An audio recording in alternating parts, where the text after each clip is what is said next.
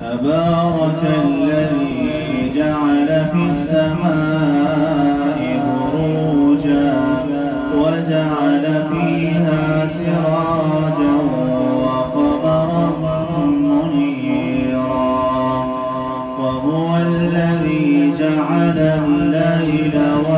والنهار خلفة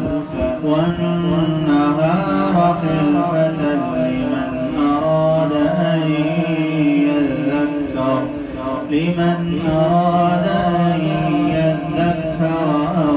أراد شكورا وعباد الرحمن الذين يمشون على الأرض هونا وإذا خاطبهم الجاهلون قالوا سلاما والذين يبيتون لربهم سجدا وقياما والذين يقولون ربنا اصرف عنا عذاب جهنم إن عذابها كان غراما إنها ساءت مستقرا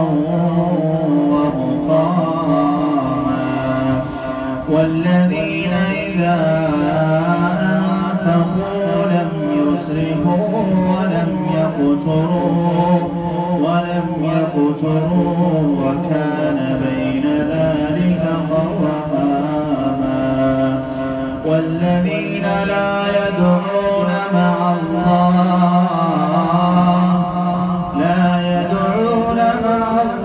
إلها آخر ولا يقتلون النفس التي حرم الله إلا بالحق ولا يزنون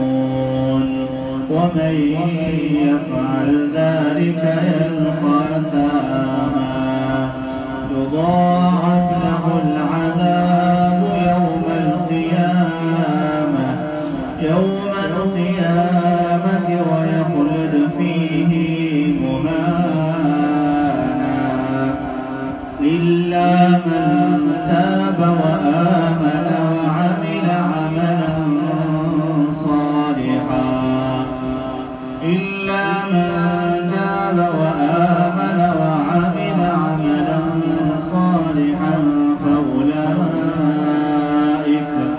فأولئك يبدل الله سيئاتهم حسنات وكان الله غفورا